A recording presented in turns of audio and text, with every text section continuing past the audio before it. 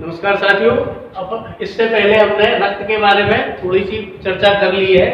ठीक है, आज हम जो देखेंगे वो हम देखेंगे रक्त का संगठन, कि रक्त का निर्माण काय काय से होता है और रक्त में क्या क्या पाया जाता है। ठीक है, तो देखो जरा, हम मान लें कि ये रक्त की एक कोशिका है। ठीक है, यहाँ पर मान लें कि ये रक्त है और इसमें रक्त में क्या होता है, प्लाज्मा होता है और क्या होता है, कणिकाएं होती हैं। ठीक है, तो जो ज्यादा बड़ा जो हिस्सा दिख रहा है ये लगभग 55 से लेके 60% और 40 से लेके 45% तक जो पाया जाता है वो पाई जाती है क्या, रक्त कणिकाएं।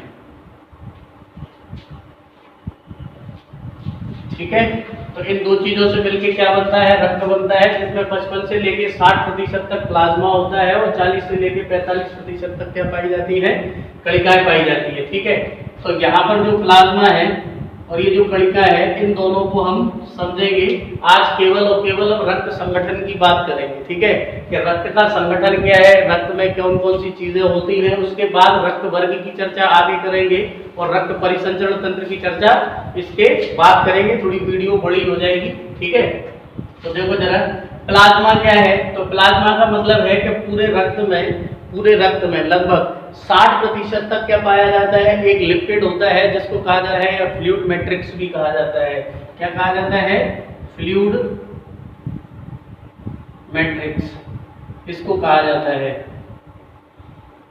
ये जो फ्लूइड मैट्रिक्स होता है, इस फ्लूइड मैट्रिक्स में, इस तरल में ये कणिकाएं क्या होती रहती हैं, तैरती रहती हैं। ठीक है, और इसी का काम है क्या, इसी का काम होता है, अगर हम ये देखें कि प्लाज्मा का जो कार्य है, वो प्लाज्मा का कार्य क्या है, तो ये जो प्लाज्मा ही है, जो प्लाज्मा क्या करता है, प्लाज्मा ये करता है कि जो CO2 है, उस CO2 को लाती है कहाँ तक, श्वसन स्तर तक लाने का काम कौन करता है, प्लाज्मा करता है।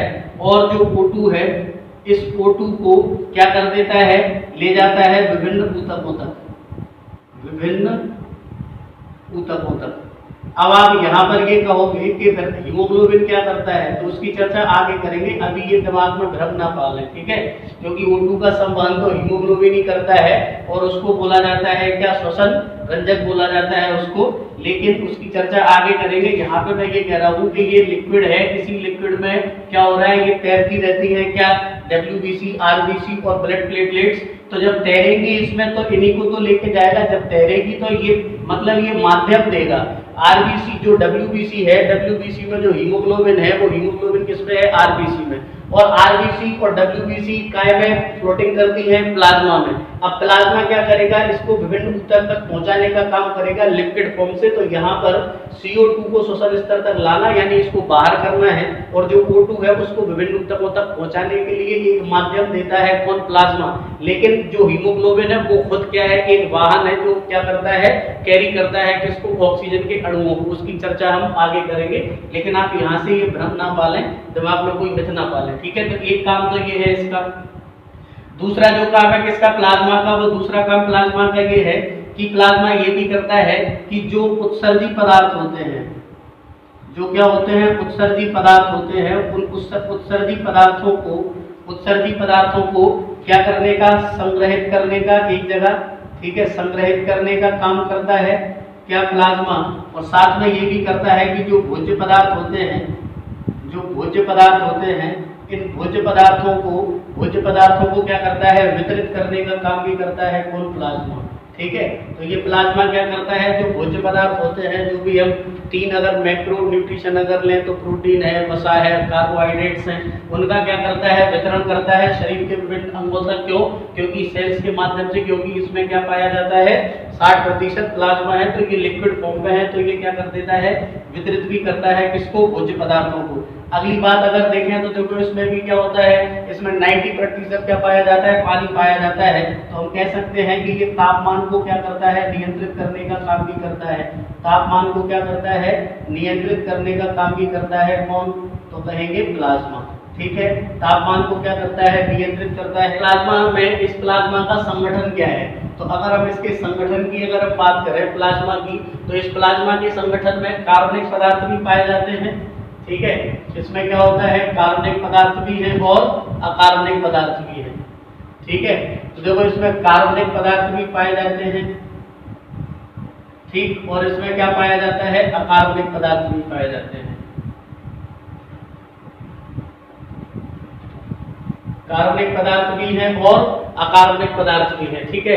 अब अगर हम ये देखें कि जो अकार्बनिक पदार्थ हैं, इन अकार्बनिक पदार्थों में क्या क्या पाया जाता है प्लाज्मा के अंदर, तो जो अकार्बनिक पदार्थ है इनमें क्या पाया जाता है, सोडियम क्लोराइड पाया जाता है, सोडियम क्लोराइड पाया जाता है इसमें। अगर अकार्बनिक पदार्थों में देखें तो सोडियम बाइकार्बोनेट पाया जाता है, सोडियम बाइकार्बोनेट पाया जाता है इसके अंदर। अगर देखें इसके अंदर लवणों में तो क्या मिलता है, पोटेशियम मिलता है इसके अंदर। अगर देखें तो कैल्शियम मिलता है इसके अंदर।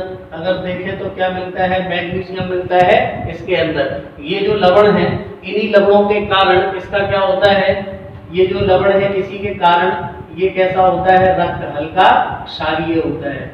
मगर ये अगर ये आपसे ये प्रश्न पूछा जाए कि रक्त का पीएच मान तो पता है, अपन ने पिछली वीडियो में देख लिया था, और उस पीएच मान के हिसाब से हमने देखा था कि रक्त कैसा होता है, हल्का क्षारीय होता है। लेकिन हल्का क्षारीय होने का कारण क्या है, उसमें पाए जाने वाले अकार्बनिक पदार्थ। अकार्बनिक पदार्थों में अगर पूछे तो पोटेशियम है, कैल्शियम है, मैग्नीशियम है, इनके कारण कैसा हो जाता है, हल्का क्षारीय हो जाता है। और पीएच मान हमने पहले देख लिया है कि लगभग कितना होता है, 7.4। और क्या पीएच होता है इसकी चर्चा हमने कर ली है। इसके अलावा अगर हम देखें तो इसमें कुछ हमें क्या मिलती है, गैसें मिलती हैं। इसके अलावा इसमें हमें क्या मिलती हैं, कुछ गैसें मिलती हैं, जिनमें हमें क्या मिलती है, ऑक्सीजन। तो देखो इसमें ऑक्सीजन मिलती है गैस, ठीक है। इसके अंदर हमें क्या मिलती है, इसके अंदर हमें नाइट्रोजन मिलती है, नाइट्रोजन, ठीक है। तो ऑक्सीजन गैस भी मिलती है, नाइट्रोजन गैस भी मिलती है, कुछ मात्रा में इसमें हमें ये गैसें भी मिल जाती है, कार्बन डाइऑक्साइड भी मिलती है, ठीक है। अब हम कार्बनिक पदार्थों की बात करें तो कार्बनिक पदार्थों में इसके अंदर पाए जाते हैं क्या, तो देखो सबसे पहली चीज इसके अंदर पाई जाती है क्या, कार्बनिक पदार्थों में प्रोटीन। क्या पाई जाती है, प्रोटीन। और अगर इन प्रोटीन्स के अंदर देखें तो देखो इन प्रोटीन्स में कौन कौन सी प्रोटीन पाई जाती है, तो एक प्रोटीन पाई जाती है कौन सी, फाइब्रोनोजेन प्रोटीन। कौन सी, फाइब्रोनोजेन प्रोटीन, ठीक। एक ये प्रोटीन पाई जाती है, ठीक है। एक प्रोटीन पाई जाती है कौन सी, एल्ब्यूमिन प्रोटीन। एक प्रोटीन कौन सी पाई जाती है, एल्ब्यूमिन प्रोटीन।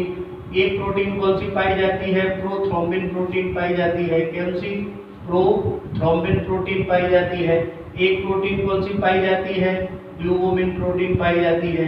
तो अगर ये पूछा जाए कि क्या नाम से प्लाज्मा के अंदर कौन सी प्रोटीन्स मिलती हैं, तो फाइब्रोनोजेन प्रोटीन मिलती है, कार्बनिक पदार्थ है, फाइब्रोनोजेन प्रोटीन मिलती है, एल्ब्यूमिन प्रोटीन मिलती है, प्रोथ्रोम्बिन प्रोटीन मिलती है और ग्लोबिन प्रोटीन मिलती है। अब अगर इनका काम पूछा जाए तो देखो जो फाइब्रोनोजेन प्रोटीन है और आपकी क्या है, प्रोथ्रोम्बिन प्रोटीन है, ये दोनों प्रोटीन क्या करती हैं, रक्त का थक्का बनाने में सहायक है। कौन कौन सी प्रोटीन, तो फाइब्रोनोजेन प्रोटीन और प्रोथ्रोम्बिन प्रोटीन। इसके बाद अगर हम एल्ब्यूमिन प्रोटीन का काम देखें तो एल्ब्यूमिन प्रोटीन क्या करती है, ऑस्मोसिस जो होता है या परासरण जो दाब है, उस परासरण दाब को कंट्रोल करने का काम करती है कौन, एल्ब्यूमिन प्रोटीन। और अगर ग्लोबिन प्रोटीन की बात करें तो ये ग्लोबिन प्रोटीन क्या करती है, जो रोग प्रतिरोधक क्षमता है उसको बढ़ाने का काम करती है, क्या, ग्लोबिन प्रोटीन। तो रोग प्रतिरोधी जो पदार्थों के निर्माण में बढ़ाने का काम करती है कौन सी protein, globin protein. Prothrombin protein और फाइब्रोनोजेन प्रोटीन ये दोनों क्या करती है, रक्त का थक्का बनाने में सहायक है। और एल्ब्यूमिन प्रोटीन रक्त के अंदर परासरण दाब को क्या करती है, नियंत्रित करती है। अब अगर आपसे ये पूछा जाए कि ये जो प्रोटीन है ये किस रूप में पाई जाती है, किस फॉर्मेशन में पाई जाती है, तो ये एक प्रकार के कोलाइडी विलयन के रूप में क्या होती है, अंदर उपस्थित होती है। आपसे अगर ये पूछा जाए कि कैसे विलयन के रूप में, तो ये कोलाइडी विलयन के जैसे क्या होती है, यहाँ पर पाई जाती है, काय के अंदर, तो हम कहेंगे प्लाज्मा के अंदर। तो प्रोटीन एक कार्बनिक पदार्थ है जिसके अंदर क्या मिलता है, प्रोटीन मिलता है, ठीक है। अगली बात अगर हम देखें प्रोटीन के अलावा इसमें हमें जो मिलता है वो क्या मिलते हैं, कुछ उत्सर्जी पदार्थ मिलते हैं। कैसे, उत्सर्जी पदार्थ। उत्सर्जी पदार्थों में अगर हम देखें तो हमें क्या मिलता है, यूरिया, ठीक है, यूरिया इसके अंदर मिलता है। दूसरा हमें क्या मिलता है, अमोनिया मिलता है, ठीक है, अमोनिया, ठीक है। और इसके अंदर हमें यूरिक अम्ल मिलता है, ठीक है। तो कहने का मतलब ये कि कुछ उत्सर्जी पदार्थ भी इसके अंदर मिलते हैं, कुछ पचे हुए क्या मिलते हैं, पोषक पदार्थ भी मिलते हैं। कुछ पचे हुए क्या मिलते हैं, पोषक पदार्थ भी मिलते हैं, जिसमें क्या क्या मिलता है, जिसमें वसा मिलती है, इसके अंदर क्या मिलती है, वसा इसमें मिलती है, ठीक है। और क्या मिलता है, ग्लाइकोजन मिलता है, क्या ग्लाइकोजन इसमें मिलता है, वसा मिलती है, ठीक है। और इसमें क्या मिलता, तो ये क्या है, इसके पचे हुए कुछ पदार्थ हैं जो इसमें मिलते हैं, ठीक है। और यहाँ पर क्या मिलता है, क्या नाम से, अमीनो भी इसमें मिलता है, ठीक है। तो कुछ पचे हुए पदार्थ भी हमें इसमें मिलते हैं, किसमें, तो हम कहेंगे प्लाज्मा में, ठीक है।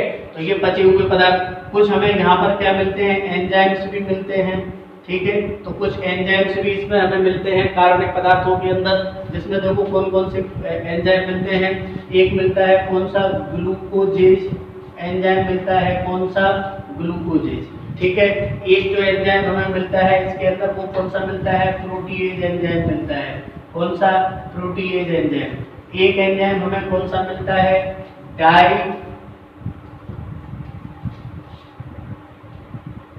डायस्टेज एंजाइम मिलता है, क्या, डायस्टेज एंजाइम। तो एंजाइम अगर पूछा जाए तो एंजाइम कौन कौन से मिलते हैं, ग्लूकोजेज एंजाइम मिलता है, प्रोटीएज एंजाइम मिलता है, डायस्टेज क्या मिलता है, एंजाइम मिलता है। काय के अंदर, तो हम कहेंगे काय के अंदर, कार्बनिक पदार्थ के अंदर, किसमें, प्लाज्मा में। इसके बाद अगर हम और देखें तो देखो जरा, इसमें कुछ ऐसे पदार्थ भी पाए जाते हैं जो क्या होते हैं, जो विषाक्त पदार्थ होते हैं, जो विषाणु होते हैं, अगर वो बाहर से आ जाते हैं किसमें, ब्लड के अंदर, तो वो क्या करते हैं, जो विषाणु, बैक्टीरिया, जो हानिकारक पदार्थ आ जाते हैं, उनको मारने के लिए काम करते हैं, जो उन पदार्थों को कहा जाता है क्या, एंटीबॉडी। तो ये एंटीबॉडी भी पाए जाते हैं किसमें, प्लाज्मा में। एंटीबॉडी पाए जाते हैं किसमें, प्लाज्मा में। और जो पदार्थ इस एंटीबॉडी को बनने के लिए प्रेरित करते हैं, उनको कहा जाता है क्या, एंटीजन। उसको क्या कहा जाता है, एंटीजन। ये एंटीजन क्या करते हैं, एंटीजन क्या करते हैं, एंटीजन वो पदार्थ हैं जो एंटीबॉडी को बनाने के लिए क्या करते हैं, प्रेरित करते हैं, ठीक है। और एक क्या होता है, एक वो होते हैं जो हानिकारक पदार्थों का क्या कर लेते हैं, भक्षण कर लेते हैं, उनको क्या कहा जाता है, टॉक्सिस कहा जाता है, ठीक है। उनको क्या कहा जाता है, टॉक्सिस।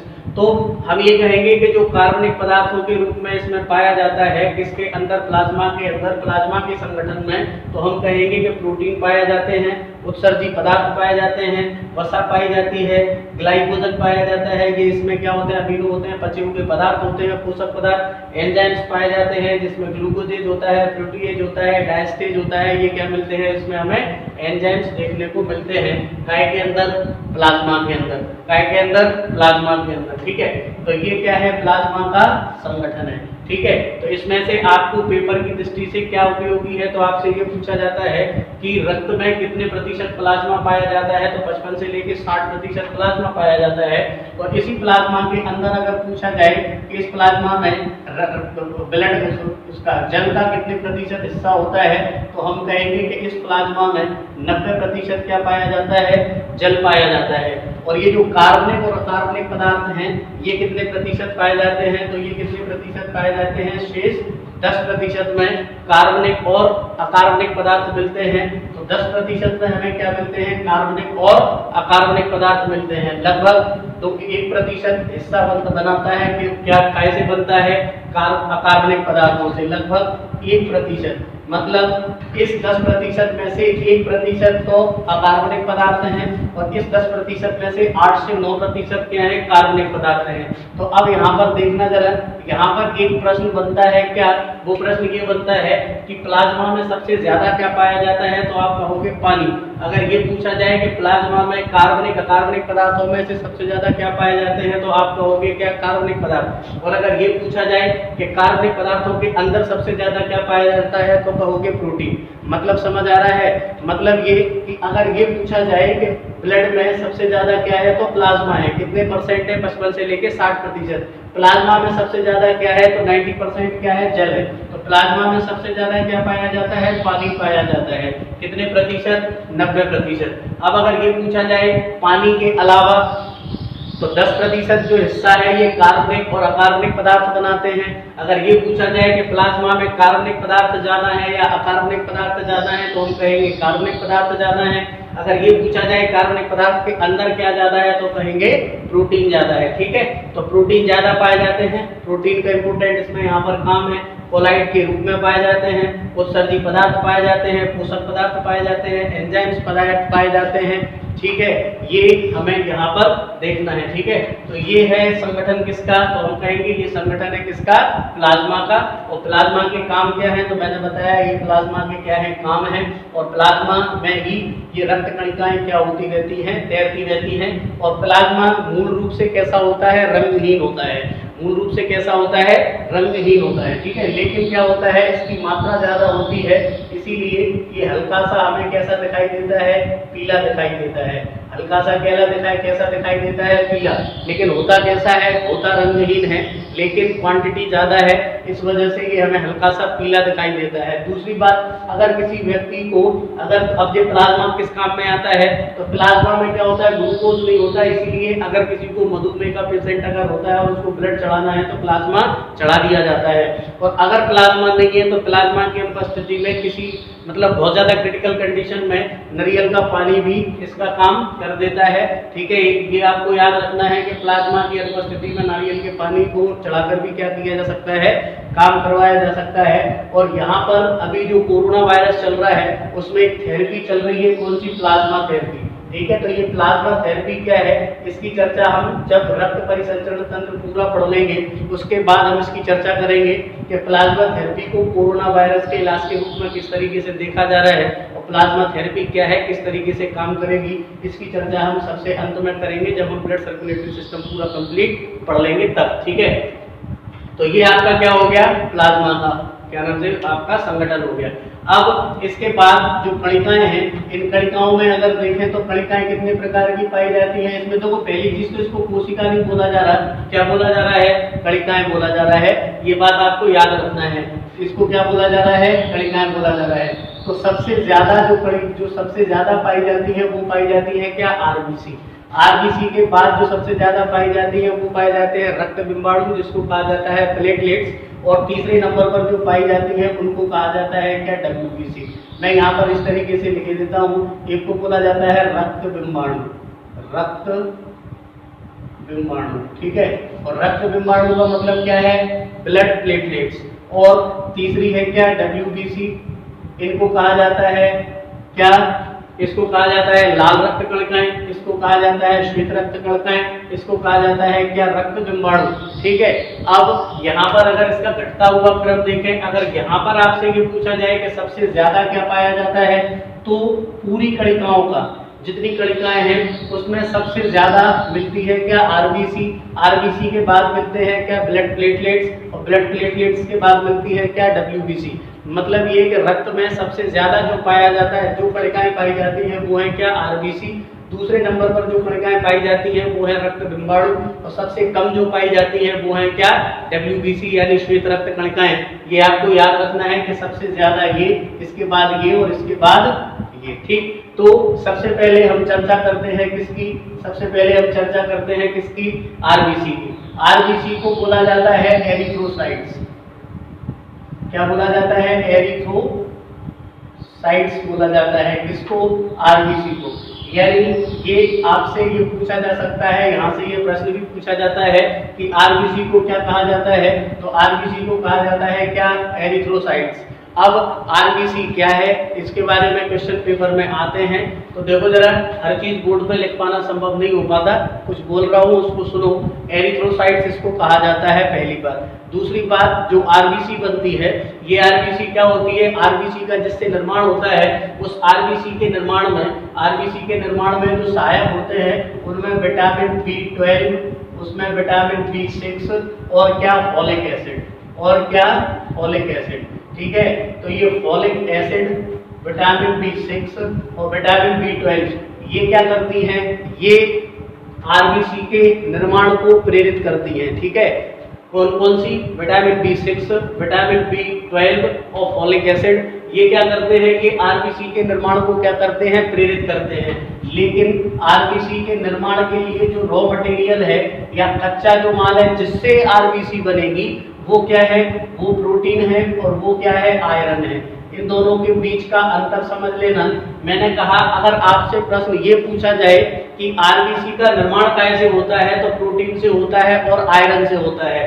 लेकिन और इसी प्रश्न को अगर ऐसे पूछा जाए कि आरबीसी के निर्माण का कच्चा मटेरियल क्या है, कच्चा माल क्या है, तो प्रोटीन है और आयरन है।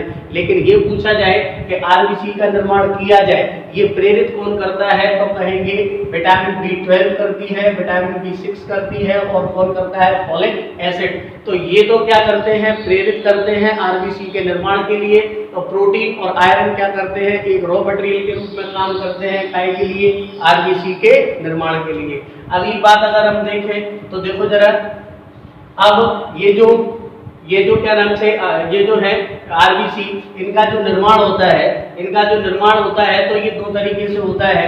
एक तो उस समय जब बच्चा काय में रहता है, पेट में रहता है, भ्रूणावस्था, और एक अवस्था होती है क्या, तो देखो जो भ्रूणावस्था है, इस भ्रूणावस्था में जो आरबीसी का निर्माण होता है वो किस किस में होता है, तो वो निर्माण होता है यकृत में और वो निर्माण होता है किसमें, प्लीहा में। तो ये आपको याद रखना है कि जब भ्रूणावस्था होती है तो भ्रूणावस्था में, इसको मिटा रहा हूं मैं अब, है तो देखो जरा भ्रूणावस्था में क्या होता है, भ्रूणावस्था में जब आरबीसी का निर्माण होता है तो ये आरबीसी का निर्माण भ्रूणावस्था में तो किसमें होता है, यकृत में होता है और प्लीहा में होता है। और जब क्या हो जाता है, जन्म हो जाता है, या फिर हम कहें कि जन्म के बाद जो निर्माण शुरू होता है वो किसमें होता है, अस्थि मज्जा में होता है। ठीक है, तो बोन मैरो में इसका निर्माण शुरू हो जाता है अस्थि मज्जा में, यानी भ्रूणावस्था में तो यकृत प्लीहा में इसका निर्माण होता है, और जब क्या हो जाते हैं, जवान हो जाते हैं, तो अस्थि मज्जा में क्या होता है, आरबीसी का निर्माण होता है। अगली बात, आरबीसी जब निर्मित हो जाती है तो आरबीसी लगभग 100 से लेके 120 दिन तक क्या रहती है, जिंदा रहती है, जिसको कहा जाता है आरबीसी का क्या, जीवन काल। और आरबीसी की जब 100 से 120 दिन के बाद जब मृत्यु होती है तो मृत्यु होती है किसमें, प्लीहा में, स्प्लीन में। ठीक है, किसमें, प्लीहा में या स्प्लीन में। ठीक है, तो देखो जरा इसको क्या है, प्लीहा में या स्प्लीन में इसकी क्या होती है, मृत्यु होती है। इसीलिए प्लीहा को बोला जाता है क्या, आरबीसी की कब्रगाह। इसको क्या बोला जाता है, आरबीसी की कब्रगाह। ठीक है, और अगली बात, ये जो आरबीसी है, ये आरबीसी, अब दोबारा सुनना जरा, मैंने कहा कि आरबीसी को एरिथ्रोसाइट्स कहा जाता है। आरबीसी के निर्माण में B12, B6, फॉलिक एसिड क्या है, प्रेरित करते हैं। आरबीसी का निर्माण प्रोटीन और आयरन से होता है। भ्रूणावस्था में यकृत प्लीहा में निर्माण होता है। फिर उसके बाद जब बच्चा पैदा हो जाता है उसके बाद बोन मैरो में निर्मित होती है। निर्माण होने के बाद 100 से लेके 120 दिन तक जीवित रहती है और मृत्यु होती है किसमें, प्लीहा में। इसीलिए प्लीहा को आरबीसी की क्या कहा जाता है, कब्रगाह कहा जाता है। आगे देखो जरा, ये अगर हम ये देखें कि प्रति जो आरबीसी है इसकी संख्या 50 लाख से लेकर 55 लाख तक 55 लाख तक होती है किसमें, प्रति घन मिलीलीटर में। ये आपसे पूछा जाता है प्रति घन मिलीलीटर में कितनी होती है, तो प्रति घन मिलीलीटर में जो क्या होती है, मात्रा होती है किसकी, आरबीसी की, वो कितनी होती है, 50 से लेके 55 लाख। तो प्रश्न तो यही आता है कि कितनी होती है 1 घन मिलीलीटर में। तो 1 घन मिलीलीटर में आरबीसी की जो मात्रा होती है, वो संख्या जो होती है, मतलब इनकी आरबीसी की कोशिकाओं की वो संख्या कितनी होती है, 50 से लेके 55 लाख। और 50 से लेके 55 लाख में अगर अलग अलग पूछा जाए तो हम कहेंगे कि ये मादा में और ये किसमें, पुरुष में। हालांकि इस तरीके का प्रश्न ज्यादा आता नहीं है, लेकिन आपको मतलब ये याद रखना है कि जो महिला है, महिला में लगभग 50 लाख होती है प्रति घन मिलीमीटर इसकी संख्या, और यहाँ पर इसकी जो संख्या होती है वो कितनी होती है, पुरुष में 55 लाख होती है। अगली बात आपको याद रखना है कि अगर ये पूछा जाए कि प्रति 100 ग्राम में, अगर ये पूछा जाए कि प्रति 100 ग्राम में आरबीसी की संख्या कितनी होती है, आरबीसी कितनी होती है, कितने ग्राम होती है, तो कितनी होती है, 15 मिली। ठीक है, प्रति 100 ग्राम रक्त में 15 मिली क्या पाई जाती है, आरबीसी पाई जाती है। तो ये तो है ग्राम में और ये है किसमें, संख्या में। अब आरबीसी की जो संख्या है, आरबीसी की जो संख्या है, उस आरबीसी की संख्या को जिससे मापा जाता है उसे कहा जाता है क्या, हीमोसाइटोमीटर। ये आपको याद रखना है, इसको कहा जाता है क्या, हीमोसाइटोमीटर। ठीक है। तो हीमोसाइटोमीटर जो है, इस हीमोसाइटोमीटर से क्या किया जाता है, इनकी संख्या की गणना की जाती है, किसकी, आरबीसी की, कोशिकाओं की। तो आरबीसी जो है इसकी गणना की जाती है किससे, हीमोसाइटोमीटर से। अब अगर ये होता है कि किसी भी स्थिति में इससे अगर कम जाती है क्या, तो दो स्थितियां बन सकती हैं कि अगर संख्या कम हो, अगर संख्या इसकी क्या हो जाए, जैसे ज्यादा हो जाए,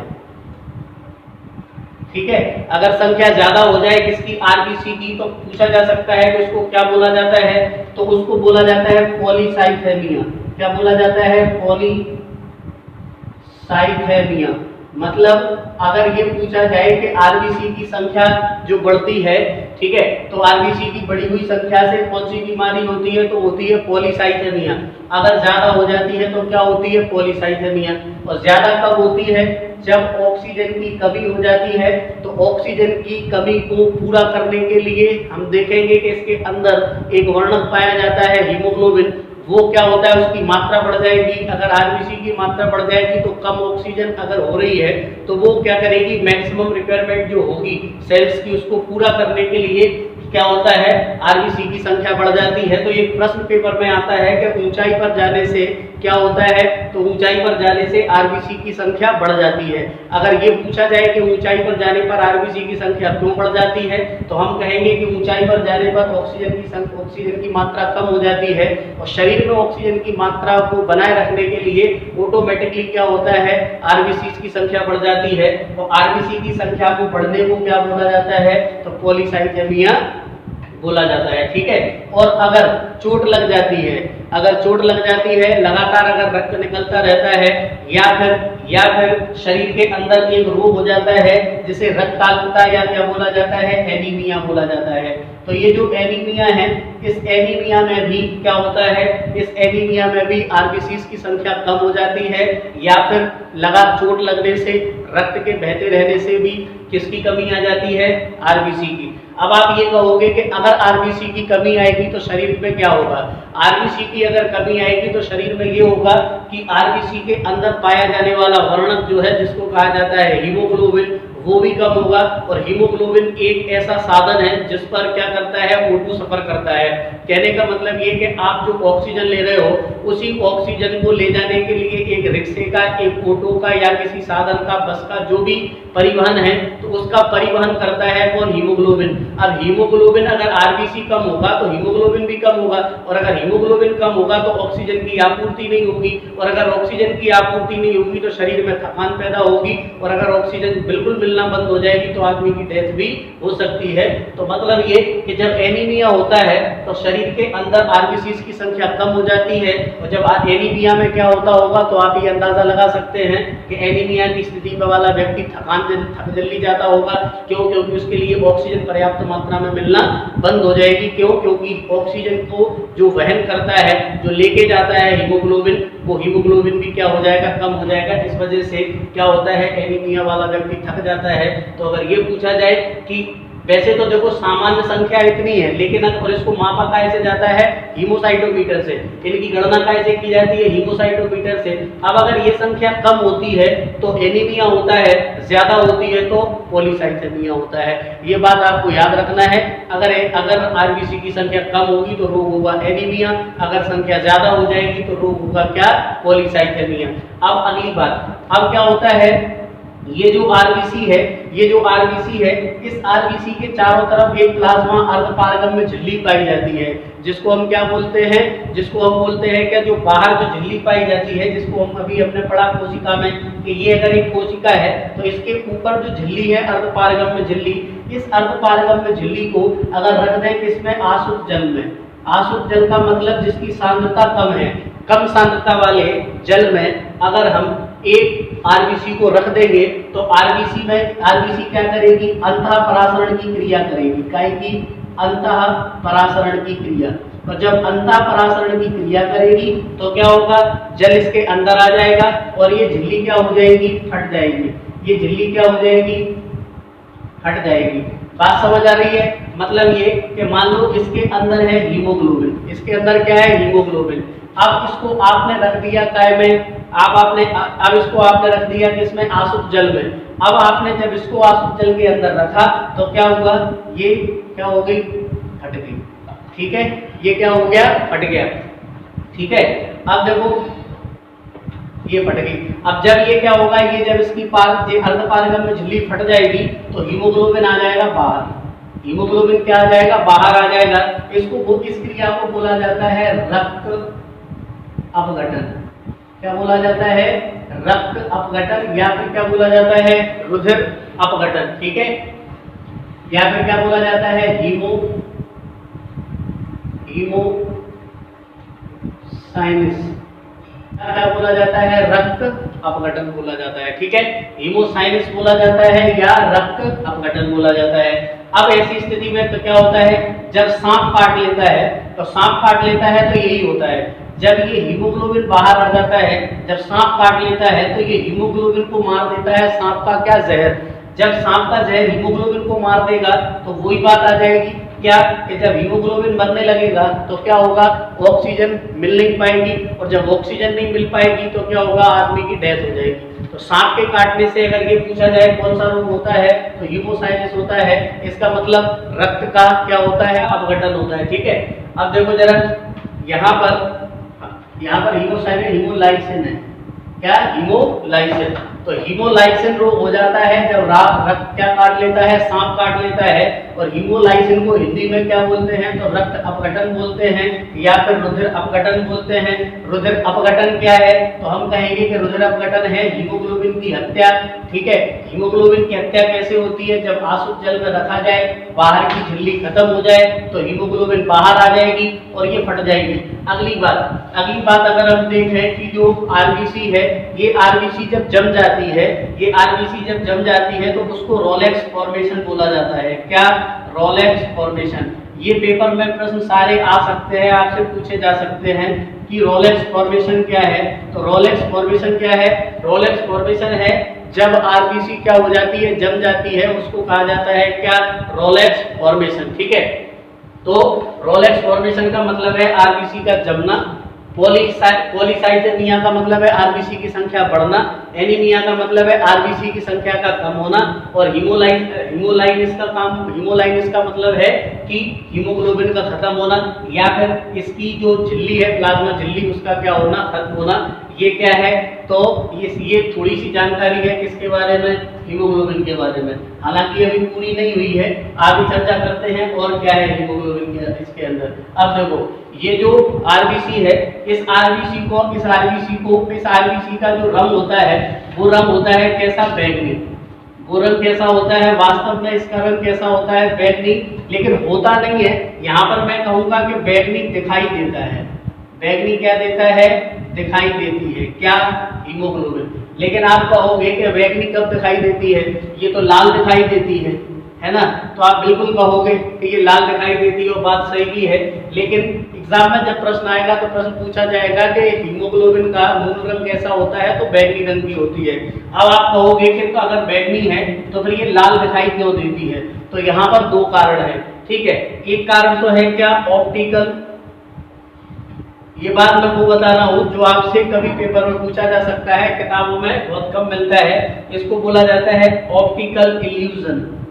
क्या बोला जाता है, ऑप्टिकल इल्यूजन। दो कारण हैं, दोनों कारणों को ध्यान से समझ लो। मैंने कहा कि बैगनी रंग की होती है, लाल दिखाई देती है। ठीक है, अब अगर ये पूछा जाए कि अगर लाल है तो हमें तो वेसल्स कैसी दिखाई देती है, बैगनी। अभी भी आप देखोगे तो ये हरी बैगनी नीली सी दिखाई देती है। इसका कारण क्या है, तो उसका कारण अगर पूछा जाए तो ऑप्टिकल इल्यूजन है। ठीक है, ऑप्टिकल इल्यूजन का क्या मतलब है, ऑप्टिकल इल्यूजन का मतलब ये है कि दो रंग हैं, एक लाल है और एक बैगनी है। लाल और कौन सा, बैगनी। तो देखो शुरू होता है क्या, सफर बैगनी से, और लाल पर आकर क्या होता है, खत्म होता है। मतलब अगर हम ये देखें, बेजानी हाँ पीना ला, तो इसमें लाल की तरंग दैर्घ्य क्या होती है, ज्यादा होती है, और बैगनी की तरंग दैर्घ्य क्या होती है, कम होती है। तो बैगनी की तरंग दैर्ध्य सबसे कम है लेकिन आवृत्ति सबसे ज्यादा है, और इसकी तरंग दैर्ध्य क्या है, सबसे ज्यादा है, आवृत्ति सबसे कम है। ऐसी स्थिति में क्या होता है कि जो रंग है वो लाल रंग क्या होता है, वो लाल रंग कम मात्रा में बॉडी के अंदर जाता है तो उसका रिफ्लेक्शन कम होता है। कहने का मतलब ये कि हम फिजिक्स में ये पढ़ते हैं कि कोई भी वस्तु उसी रंग की दिखाई देती है जिस रंग का वो क्या करती है, उत्सर्जन करती है।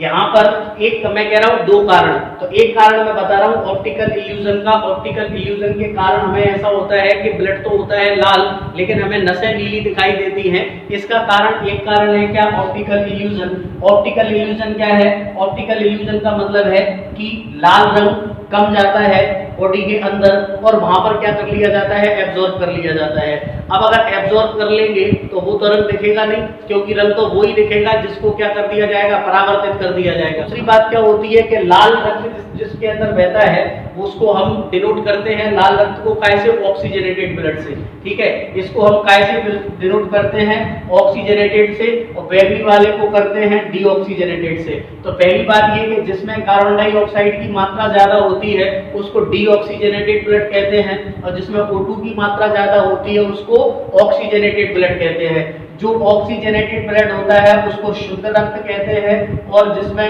क्या होता है, CO2 ज्यादा होती है उसको क्या बोलते हैं, अशुद्ध रक्त बोलते हैं। लेकिन यहाँ पर आपको एक बात याद रखना है, क्या, ऐसा नहीं है कि आप सोचोगे इसमें सिर्फ CO2 है, ऐसा नहीं है। इसमें CO2 की मात्रा ज्यादा है O2 की अपेक्षा, और इसमें O2 की मात्रा ज्यादा है CO2 की अपेक्षा। यानी आपकी बॉडी के अंदर ब्लड में हमेशा O2 रहेगी, हमेशा CO2 रहेगी। ऐसा नहीं होगा कि CO2 ही CO2 वाला ब्लड जा रहा है। बस इतना हुआ है कि CO2 की मात्रा ज्यादा हो गई है, O2 की मात्रा कम हो गई है।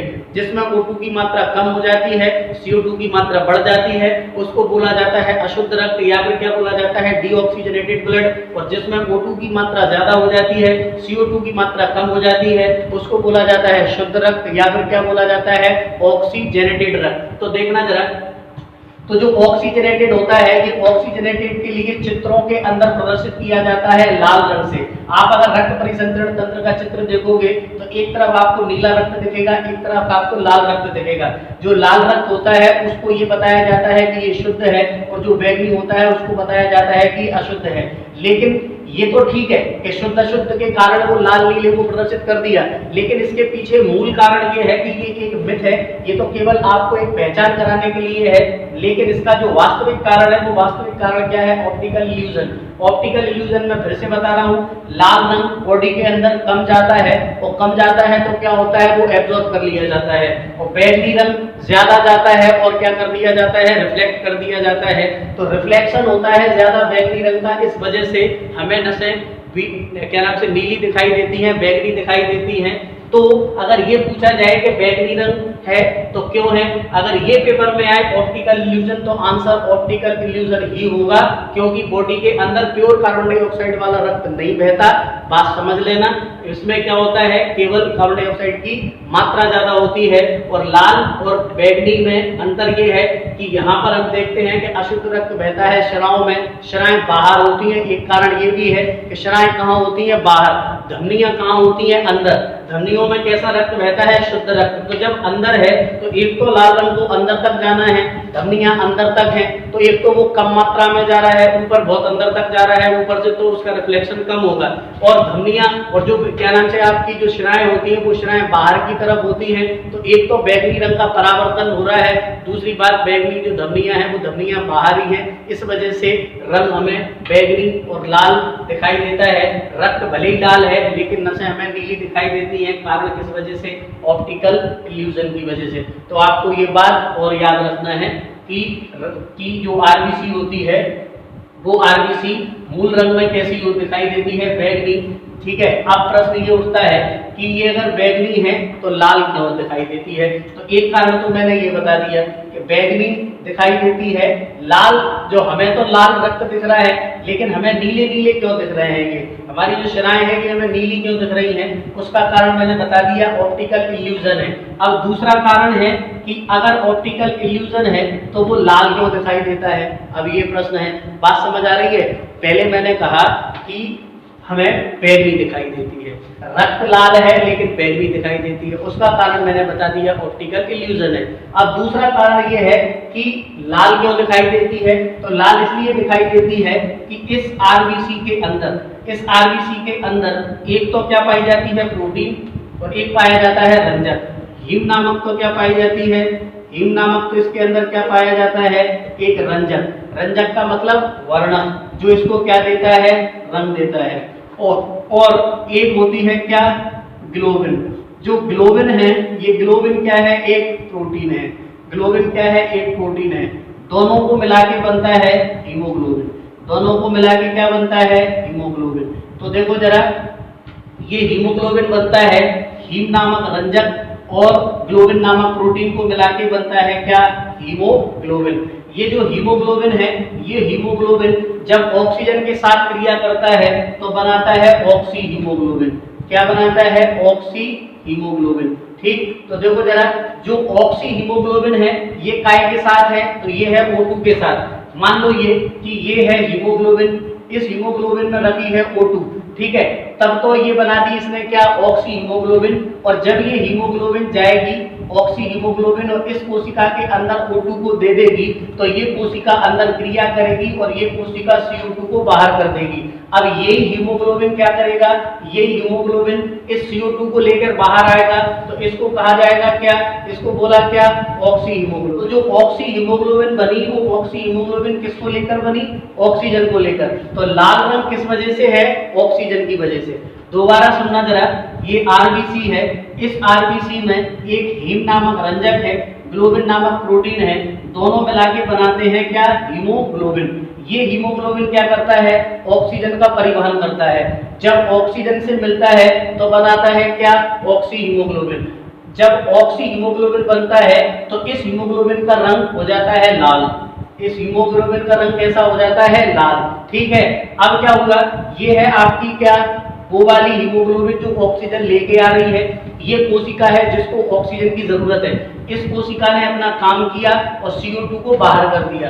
अब ये हीमोग्लोबिन क्या करेगा, ये हीमोग्लोबिन इस CO2 को वापस लेके आएगा, क्योंकि ये कैसा है, अपशिष्ट है, इसको बाहर ले जाना है, तो इसको कहा जाता है कार्बोक्सी हीमोग्लोबिन। क्या कहा जाता है, कार्बोक्सी हीमोग्लोबिन। बात समझना जरा, कार्बोक्सी हीमोग्लोबिन तो हो जाएगा कैसा, नीला, और ऑक्सी हीमोग्लोबिन हो जाएगा लाल। बात आ गई समझ में, नहीं आई हो तो दोबारा सुन लो। स्पेशल प्रश्न पूछा जाए कि हीमोग्लोबिन क्या करता है, तो आरबीसी नहीं, हीमोग्लोबिन करता है O2 का संवहन और CO2 का। O2 के साथ मिलके हीमोग्लोबिन बनाता है ऑक्सी हीमोग्लोबिन। ऑक्सी हीमोग्लोबिन कैसा दिखाई देता है, लाल। ये ऑक्सी हीमोग्लोबिन के अंदर जब CO2 आ जाती है तो कार्बोक्सी हीमोग्लोबिन। कार्बोक्सी हीमोग्लोबिन कैसा होता है, नीला। कार्बोक्सी हीमोग्लोबिन को ही कहेंगे अशुद्ध रक्त, ऑक्सी हीमोग्लोबिन को कहेंगे शुद्ध रक्त। बात समझ आ गई। तो हीमोग्लोबिन का रंग लाल दिखाई, आरबीसी का रंग लाल दिखाई देने का कारण क्या है, ये आपको समझ आ गया होगा। अगली बात देखो जरा, अगला क्या है, अगला ये कि हमने अब ये देख लिया कि आरबीसी अब आपकी पूरी होती है, यही से आरबीसी में आपके प्रश्न आएंगे। ठीक है, कि आरबीसी क्या क्या है, मैंने आपको सब कुछ बता दिया। वीडियो को एक दो बार देख लें। अगर आरबीसी है, एक बात और याद आ गई है, ये जो आरबीसी है, ये आरबीसी प्रत्येक कशेरुकी जो जंतु होते हैं, वर्टिब्रेट्स जिनको कहते हैं, तो प्रत्येक कशेरुकी जो जंतु हैं, प्रत्येक कशेरुकी जंतुओं के रक्त में पाई जाती है। बात सुनना जरा ध्यान से। प्रत्येक कशेरुकी यानी वर्टिब्रेट्स का मतलब कशेरुकी, प्रत्येक कशेरुकी जंतुओं के रक्त में आरबीसी पाई जाती है। लेकिन आरबीसी में केंद्रक नहीं पाया जाता, लेकिन आरबीसी में माइटोकॉन्ड्रिया नहीं पाई जाती, लेकिन आरबीसी में क्या नहीं पाया जाता, केंद्रिका नहीं पाई जाती, केंद्रिका, और इसमें गोल्जी काय नहीं पाया जाता। आपको ये याद रखना है, आरबीसी के अंदर केंद्रक नहीं है, आरबीसी के अंदर माइटोकॉन्ड्रिया नहीं है, आरबीसी के अंदर केंद्रिका नहीं है, आरबीसी के अंदर गोल्जी काय नहीं है।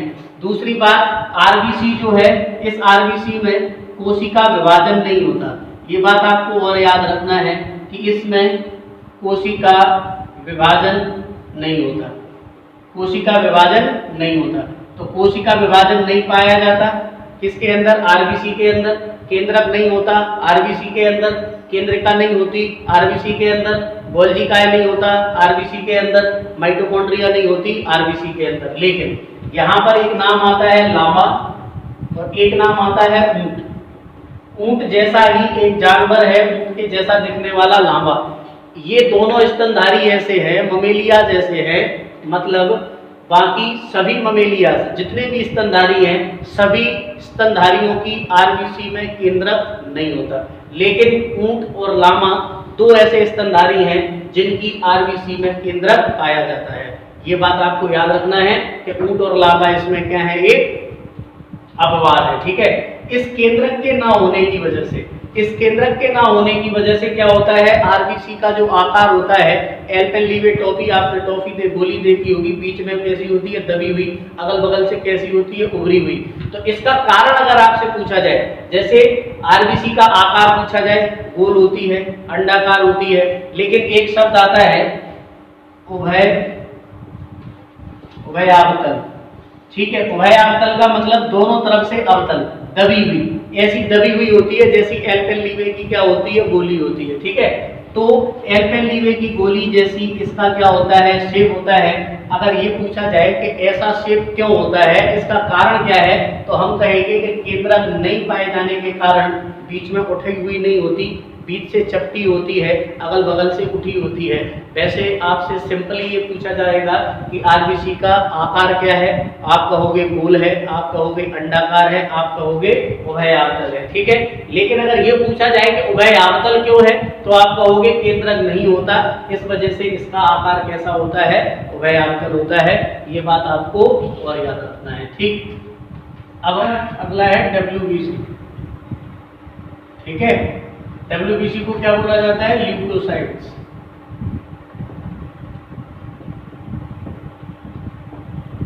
ठीक, क्या बोला जाता है, ल्यूकोसाइट्स। तो आरबीसी को हम क्या कह रहे थे, इरिथ्रोसाइट्स, इसको क्या बोल रहे हैं, ल्यूकोसाइट्स। ठीक है, आरबीसी को क्या बोल रहे थे, इरिथ्रोसाइट्स, इसको क्या बोल रहे हैं, ल्यूकोसाइट्स। यहाँ पर देखो दो शब्द हैं, एक है क्या, ल्यूकोज और एक है क्या, साइटोज। ठीक है, यहाँ पर ल्यूकोज का मतलब क्या है, श्वेत, और साइटोज का मतलब क्या है, कोशिका।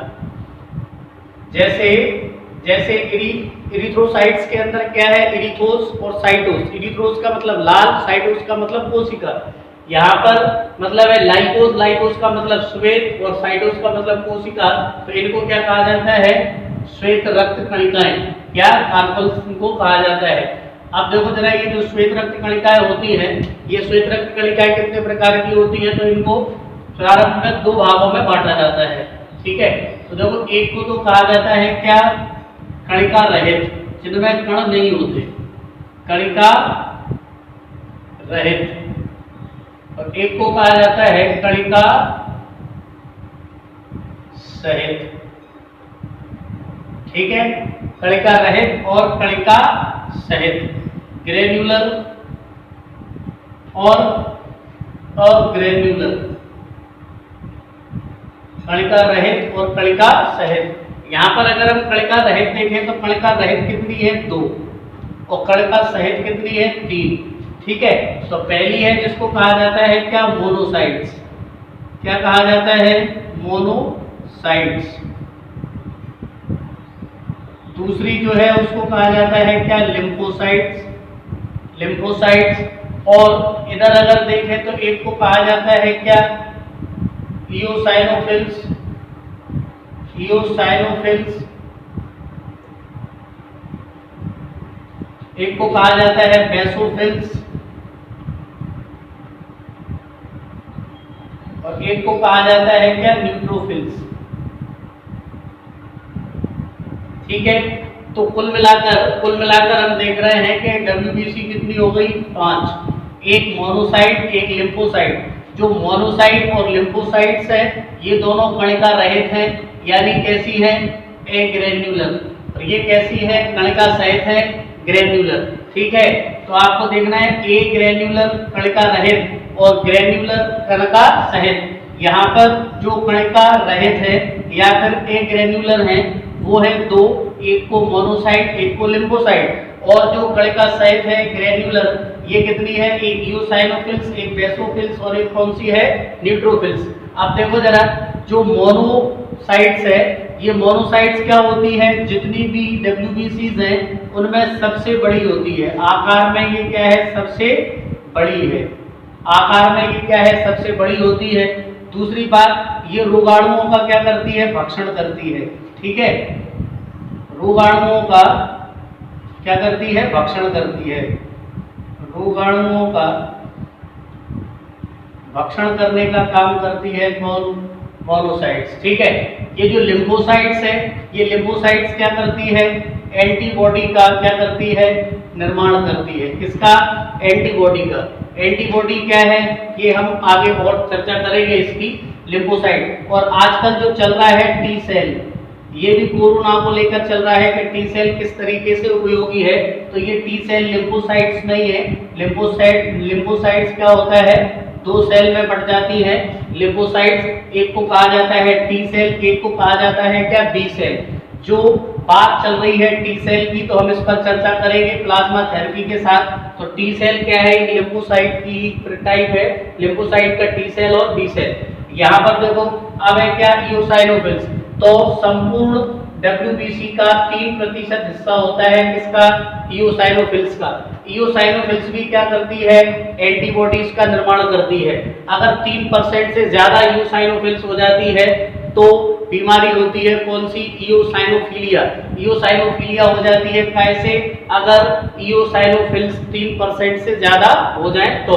ये जो बेसोफिल्स है, ये बेसोफिल्स, ठीक है, और ये क्या है, न्यूट्रोफिल्स। ये जो बेसोफिल्स है, ये बेसोफिल्स क्या करती है, एक हार्मोन्स है जिसका नाम है क्या, हिस्टैटिन।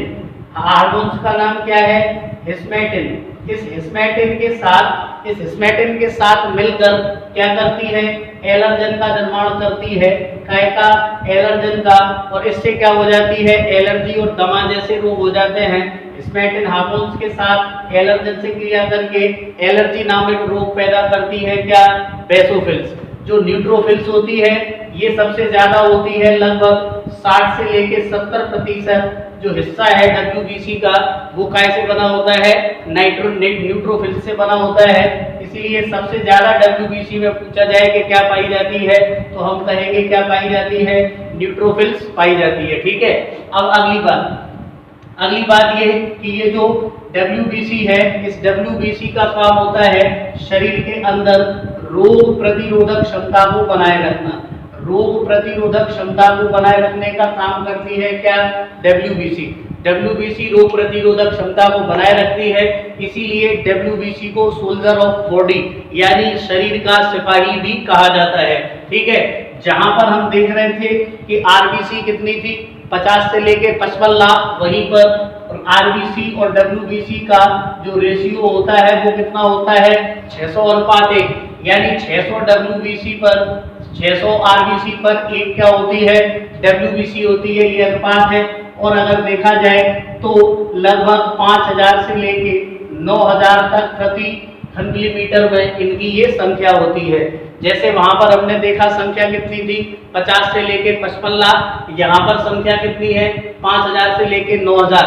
अगर अनुपात पूछे तो 600:1, 600 RBC पर एक क्या होती है, WBC होती है, ठीक है।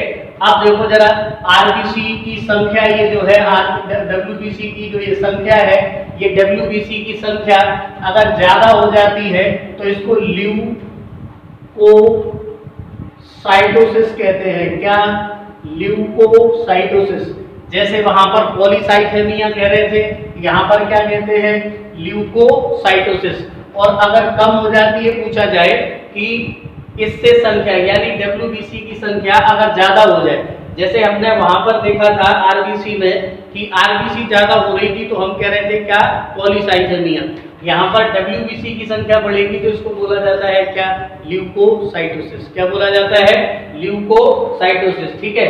और इसको बोला, और अगर ये जो इसकी रेट अगर कम है WBC की रेट अगर कम है, हाँ। अगर इसकी रेट अगर कम हो जाती है तो इसको बोला जाता है क्या?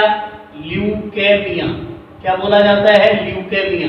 ठीक है, अगर ये पूछा जाए कि इसका ल्यूकेमिया क्या है, ल्यूकेमिया को ब्लड कैंसर भी कहते हैं। ठीक है, ल्यूकेमिया को क्या कहते हैं? ब्लड कैंसर भी कहते हैं। और यहाँ पर बोला जाता है ल्यूकोपेनिया। ठीक है, याद रखना। एक है क्या? ल्यूकोसाइटोसिस। ल्यूकोसाइटोसिस का मतलब है WC की संख्या बढ़ जाना, ल्यूकोसाइटोसिस। ल्यूकोपेनिया का मतलब है WBC की संख्या कम हो जाना, लेकिन इसका निर्माण कम होना क्या कहलाता है? ल्यूकेमिया। ल्यूकेमिया को क्या बोला जाता है? ब्लड कैंसर भी बोला जाता है। क्या? Blood cancer. आपको याद रखना है, अगर WBC का कम हो जाती है तो ल्यूकोपेनिया, ज्यादा हो जाती है ल्यूकोसाइटोसिस, और अगर इसकी रेट कम है, ग्रोथ रेट कम है, अगर ये बल कम रही है तो बोला जाता है क्या? ल्यूकेमिया। और ल्यूकेमिया को क्या बोला जाता है? ब्लड कैंसर बोला जाता है। WBC में क्या होता है? एंटीबॉडीज होती हैं। RBC में क्या होती है? एंटीजन होती है। एंटीजन से ब्लड ग्रुप का क्या होता है? निर्धारण होता है, जो RBC की काय पर पाई जाती है? सतह पर पाई जाती है, जिसकी चर्चा हम करेंगे किसमें? जब हम ब्लड ग्रुप पढ़ेंगे तब। आज हमने ये देख लिया है कि जो WBC है और RBC है ये क्या है, इनके टाइप्स कितने हैं, इनके काम क्या हैं। ऐसे ही रक्त बिंबाणु, अगर प्लेटलेट्स की बात करेंगे कल अगली वीडियो में हम प्लेटलेट्स की चर्चा करेंगे, और हम चर्चा करेंगे किसकी? हमारे रक्त ग्रुप की। ठीक है, तब तक के लिए